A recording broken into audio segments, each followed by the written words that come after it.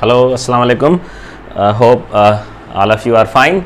आज हम an introduction to the study of English literature में बहुत ही अहम टॉपिक पर आएंगे, उस पर बात करेंगे। ये फर्स्ट चैप्टर है और इसकी फोर्थ पार्ट है, biography, it's abuse and use and the need of sympathy. ठीक है, अब आपको पता है बायोग्राफी मतलब bio means life, graphy means something when you right on somebody's life. Biography भी है, ऑटोबायोग्राफी भी है। ऑटोबायोग्राफी को तो हम खुद नोश्त कहते हैं। बायोग्राफी यानी कि जब आप किसी की ज़िंदगी पे कोई किताब लिखें, और अगर आप अपनी ज़िंदगी पे ख़ुद किताब लिखेंगे तो वो ऑटोबायोग्राफी होती है। तो what is biography? Hudson start करता है कि a good biography helps us studying personal life in literature, personal life of the author. तो एक अच्छी बायोग्राफी है अगर, तो वो हमें जो राइटर है उसकी पर्सनल लाइफ, ज़ाती ज़िंदगी समझने में और उस ज़ाती ज़िंदगी में उसके ideas, thought and his upbringing सब आ जाता है। सो क्यों बेसिकली हम जानना चाहते हैं राइटर के बारे में? देखें, हम जब भी कोई अच्छी किताब पढ़ते हैं या किसी एक्स्ट्रा ऑर्डिनरी बंदे के बारे में हमें पता चलता है तो हम एक्चुअली वांट टू नो कि ये कौन है, ये कहाँ से या कैसे। अगर फ़र्ज़ करें आपने किसी रियल लाइफ कैरेक्टर पे कोई बायोपिक देखी है, कोई फ़िल्म देखी है, तो फिर आप यूट्यूब पर, गूगल पे सर्च करेंगे कि वो मतलब रियल लाइफ में वो वाक़ई कैसे ऐसा था या नहीं था। तो हमारा ऑटोमेटिक इंटरेस्ट डेवलप हो जाता है उसकी ज़िंदगी को जानने के बारे में, whether somebody is an author, a scientist और कोई एक्स्ट्रा ऑर्डिनरी बंदा। तो जब हम उसके किसी काम के बारे में ये पढ़ते हैं, मालूम होता है, तो we try actually to know the person as well. ठीक है, क्यों? We love to see and know our author in his surroundings.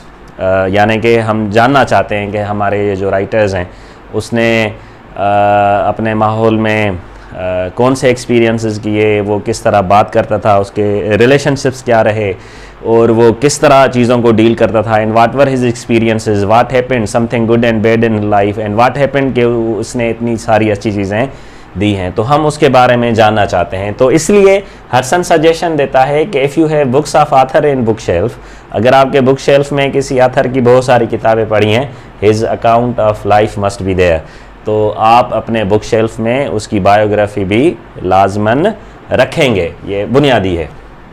अच्छा, अब यहाँ पे क्योंकि हमें डिस्कस भी करना होता है कि बायोग्राफी के यूज़ और अब्यूज़ क्या हैं, तो नाउ सी दिस।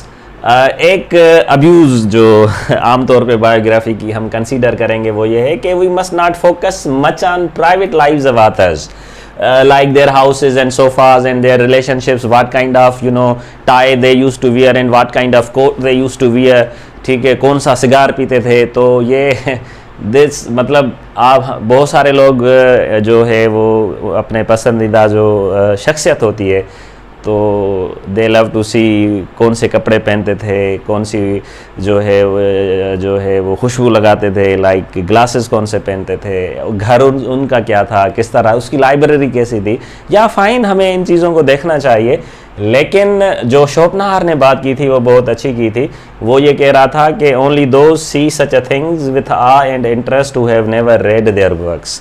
अगर आपने किसी ऑथर के वर्क्स या जो लोग जो राइटर्स के असल बुक्स को नहीं पढ़ते, तो वो उनकी इस छोटी छोटी चीज़ों पर जो है वो ध्यान देते हैं और रखते हैं। और हालांकि असल बात यह है कि जब आप उनके बुक्स पढ़ेंगे तो फिर आपको अंदाज़ा होगा ना, whether the books related with any field. Even there are so many people who take interest in psychology, तो they actually take more interest in Freud, कि वो हेट कौन सी पहनता था, लाठी कौन सी होती थी उसकी, सिगार कौन सा पीता था, कि सोफ़े में सोफ़ा कौन सा होता था। Yes, they things are bit important, लेकिन ज़्यादा इम्पॉर्टेंट नहीं है।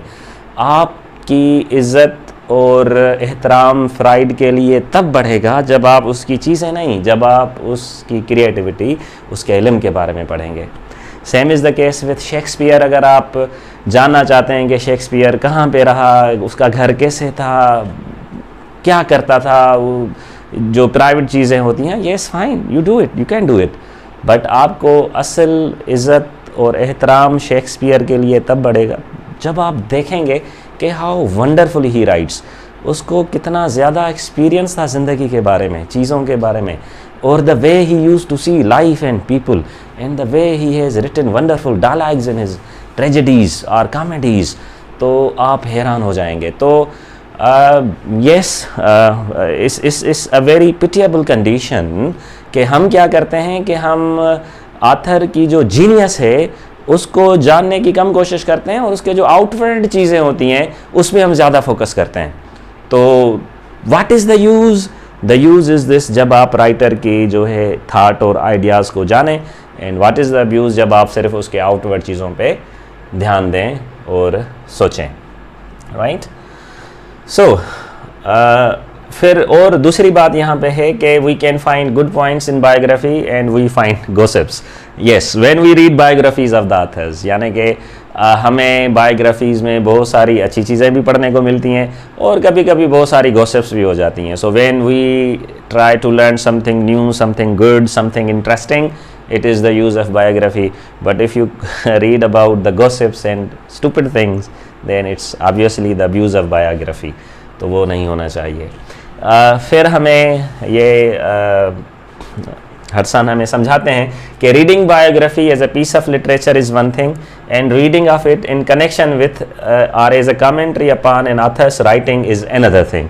मतलब एक तो हम बायोग्राफी को पढ़ें as a piece of literature, somebody has written the biography की very artistically with wonderful beginning, middle end conclusion and end, okay, तो as a piece of literature के पढ़ें, दिस इज़ फाइन। और दूसरा हम बायोग्राफी को पढ़ते हैं, ठीक है, इन कनेक्शन विथ और as a commentary upon an author's writing is another thing.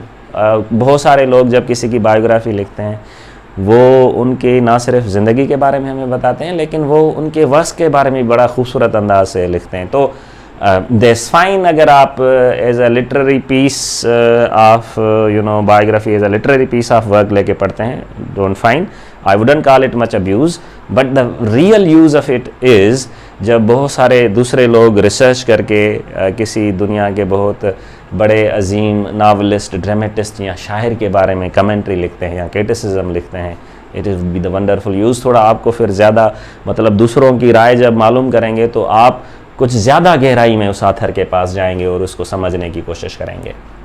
Now, sometimes a seemingly insignificant fact will prove illuminating and suggestive, and sometimes important phases of man's life will seem unimportant and useless when we compare it to his works. Now, this is very important point. कभी कभी ये होता है कि जब हम biography पढ़ते हैं तो उस बायोग्राफी पढ़ने के वक्त हमें वो चीज़ जो है वो बहुत छोटी और बहुत ही ट्राइवियल दिखती है, लेकिन ये होता है कि अगर आप उस चीज़ को जो 5-6 लाइंस में लिखी हुई है अगर आप उसको राइटर के वर्क्स के साथ कंपेयर करेंगे तो आपको अंदाज़ा होगा, oh it's illuminating, it's very suggesting, it's great. तो कभी कभी हम जब बायोग्राफीज पढ़ते हैं तो वो राइटर के बारे में बातें जो बहुत कम बताई जाती हैं या जो गैर अहम होती हैं, जब हम उनको पढ़ते हैं और जब उसके वर्क्स को पढ़ते हैं तो वो ज़्यादा इल्यूमिनेटिंग और समथिंग इंटरेस्टिंग हो जाती है। और कभी कभी जो उसके लाइफ के बड़े कामयाब और मशहूर वाक़यात जो होते हैं उनका कोई उनके जो रियल वर्क्स होते हैं उनके साथ लेना और देना नहीं होता है ना, तो this could become it's use and abuse, right. And now the study of biography is not the study of literature, ये बात ज़हन नशीन रखें, and should never be made substitute for it। अगर आप किसी राइटर के बारे में बायोग्राफी पढ़ लें और आप उसके ऑथर के वर्क्स के बारे में कुछ पढ़ लें तो you should never stop here because it can never be substitute of his original works। मिसाल कभी कभी किसी राइटर की बायोग्राफी और उसके काम पे बहुत खूबसूरत आप लिख सकते हैं, आप एक बायोग्राफी पढ़ सकते हैं, ये दैट इज़ द बायोग्राफी, आप उसको सब्स्टिट्यूट नहीं बनाएंगे। आप ऑथर्स के वर्क्स जो हैं ओरिजिनल खुद अपने तरफ से और अपने हिसाब से पढ़ेंगे तो ये बहुत ज़्यादा ज़रूरी होगा। कभी कभी ये अब्यूज़ बन जाता है बायोग्राफी का कि आप जो है वो सिर्फ राइटर का जो है वो इंट्रोडक्शन पढ़ते हैं उसके लाइफ के बारे में और उसकी जितने भी 5, 6, 7, 8, 10 किताबें हैं समरीज पढ़ लेते हैं, तो not good thing, it's abuse. आपको जो है वो ओरिजिनल जो है वर्क्स पढ़ने पड़ेंगे। Now in the end we are going to discuss a very important point, और वो पॉइंट है the need of sympathy and why this need of sympathy is actually important. अब देखें, हडसन हमें समझा रहा है कि we must create a spirit of sympathy with our author. जब भी आप किसी ऑथर को पढ़ेंगे तो उसके साथ आपके दिल में सिंपैथी होनी चाहिए, हमदर्दी होनी चाहिए, तो फिर आप उसको पढ़ सकेंगे, उसको समझने की कोशिश करेंगे। अगर आप किसी बंदे के साथ कोई सिंपैथी नहीं रख रहे हैं, जैसे अब रियल लाइफ में देखें, एक बंदा जिसके साथ आप सिंपैथी करते हैं, you will try to sit with him और her and will try to understand him and her. लेकिन जब किसी बंदे के साथ कोई सिंपैथी नहीं है तो हमारे दिल में उसके लिए बुरा भला निकलता है, उसको हाथ देना हम पसंद नहीं करते। Same goes with literature as well. कभी कभी क्योंकि हम जिस समाज में रहते हैं उसमें जो बड़े जीनियस और जो दुनिया से हटकर किताबें लिखते हैं, तो ऑलरेडी ही उनके बारे में हमारे कानों में अजीबोगरीब बुरे बातें होती हैं, और वो जब कोई किताब पढ़ते हैं तो फिर वो हम फेंक देते हैं, ये राइटर, नफ़रत कर देते हैं। अब उस राइटर के साथ हमारी हमदर्दी है ही नहीं, तो उसने जो भी बातें लिखी होंगी ऑब्वियसली हम उनको समझ नहीं सकेंगे, उनको या अगर आप प्रेजुड्यूस रख के, हसद रख के, जेलसी रख के कोई आथर पढ़ रहे हैं, तभी आपको कोई फ़ायदा नहीं होगा। और ये बड़ा अलमिया है कि हमारे यहाँ ज़्यादातर लिटरेचर में बहुत सारे आथर अब मजबूरन पढ़ते हैं, क्योंकि हमें मार्क्स लेने होती हैं, क्योंकि हमें लिटरेचर के एग्ज़ाम पास करना होता है। Personal experience, sometimes teachers do come and से कि मजबूरी है, ये किताब आपके कोर्स की किताब में है, हमें पढ़ानी पड़ रही है, वरना ये तो आग में जलाने के लायक है। So have seen such a words. So मतलब ये हम जस्टिस नहीं कर रहे हैं लिटरेचर के साथ। सी एक बंदा जो बिल्कुल एक पॉजिटिव वे में to read the book of any author, तो आप उसकी अच्छाइयाँ और बुराइयाँ आप उसको एनालाइज करें, रखें, तो आई गेस ये ज़्यादा बेहतर है, इंस्टेड ऑफ के आप प्रेजुड्यूसेस की बुनियाद पे किसी किताब को पहले से ही रिजेक्ट कर लें। तो why this, you know, the need of sympathy is important. The need of sympathy is very much important to actually know the, you know, works of the people, right? Like there was a drama Waiting for Godot, और ये वो drama है जिस पे Nobel prize मिला है, you know. So may be ये हो रहा हो बहुत सारी यूनिवर्सिटीज़ में हमारे यहाँ, कि वो कहेंगे कि मजबूरन ये किताब पढ़ानी पड़ रही है क्योंकि आपके कोर्स का ऐसा है, मेरे बस में होता तो मैं आपको ये किताब नहीं पढ़ाता। जब आप यहाँ से इन चीज़ों को स्टार्ट करेंगे तो आप बताएं कि how can students will take interest in learning those things. And waiting for Godot, wonderful book on existentialist philosophy, और बहुत कुछ है हमारे पास उसके उस बुक में हमको सिखाने के लिए बहुत कुछ है। लेकिन if you are not going to create a sort of sympathy, तो फिर हम वो किताब नहीं पढ़ेंगे, यू नो। पायलो फेरारी था, he was a very good writer. उसने एक बहुत अच्छी बात की थी कि मैं जब भी किसी बुक को पढ़ता हूँ, तो मतलब अगर मैं हज़रत ईसा के बारे में पढ़ता हूँ, तो मुझे कोई दूसरा राइटर जो है वो मुझे मना नहीं करता कि मैं इसको ना पढूं, ठीक है। तो हम ऐसे लोग हैं जो हम ये कहते हैं कि ऐसा नहीं होना चाहिए ना। तो as a student of literature we actually do not create a sort of sympathy with author. और अब देखें ये चीज़ क्यों ज़रूरी है। यहाँ पे हडसन हमें सजेशन दे रहा है, we must create a spirit of sympathy with our author. Without sympathy we will never understand author's real character. अगर आप उसके साथ सिंपैथी शो नहीं करेंगे तो आप रियल कैरेक्टर शो नहीं समझ पाएंगे। To reach the best in literature as in life, और सिंपैथी ना सिर्फ अदब में बल्कि ज़िंदगी में भी is, you know, preliminary condition, बुनियादी चीज़ है। Only through sympathy can we ever get into living touch with another soul. Sympathy जो है वो बुनियाद है। और आपको पता है कि अगर हमारे दिल में किसी के लिए सिंपैथी नहीं होगी तो फिर वो आदमी या वो बंदा जो है वो नफ़रत के लायक होगा, ये होगा। तो create this sort of, you know, quality inside our hearts के सिंपैथी होनी चाहिए। शोपनार के बहुत खूबसूरत अल्फाज हैं। शोपनार ने कहा था कि जिस दिन इंसान ये रियलाइज़ कर लेंगे to harm others means to harm oneself. अगर आप दूसरों को नुकसान दे रहे हैं इसका मतलब है कि आप अपने आप को नुकसान दे रहे हैं। अब अगर ये लोग ये बात समझ जाएंगे तो क्या होगा, इस दुनिया में सफरिंग ख़त्म हो जाएंगी।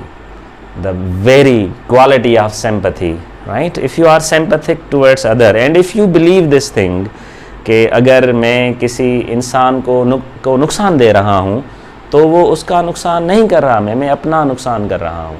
तो इससे ये होगा कि दुनिया में जो सफरिंग्स हैं, तकलीफ़ें हैं, दुख हैं, वो ख़त्म हो जाएंगी। लेकिन हम इतने सैडिस्ट हो चुके हैं, हम इतने एक्सट्रीमिस्ट हो चुके हैं अपनी थाट में, हम अपने एक्शन में, कि हम खुदा की मखलूक को तकलीफ़ देकर खुश होते हैं, हमें मज़ा आता है। पर the day you realise this that the very you know powerful spirit of sympathy जब आपके पास आ जाएगा, और दुनिया में जितने भी फिलैंथ्रोपिस्ट हैं या जितने भी अजीम लोग हैं, तो आप देखेंगे कि they have always felt the spirit of sympathy for others. तो फिर आप अब्दुल सत्तार एदी की बात करें या दुनिया में जितने भी फिलैंथ्रोपिस्ट हैं, they had one thing in common, they had feelings for other people. But forget this, our topic was actually the biography and its use and its abuse and the need of sympathy। जब भी हम किसी author को पढ़ें literature में, तो हमें उस आथर के साथ सबसे पहले सिंपैथी का रिलेशनशिप देना पड़ेगा, नफ़रत का नहीं। अगर हम नफ़रत की बुनियाद पे किसी राइटर को पढ़ेंगे तो उसकी अच्छी बातें भी हमें ज़हर लगेंगी। So that's all, thank you for watching.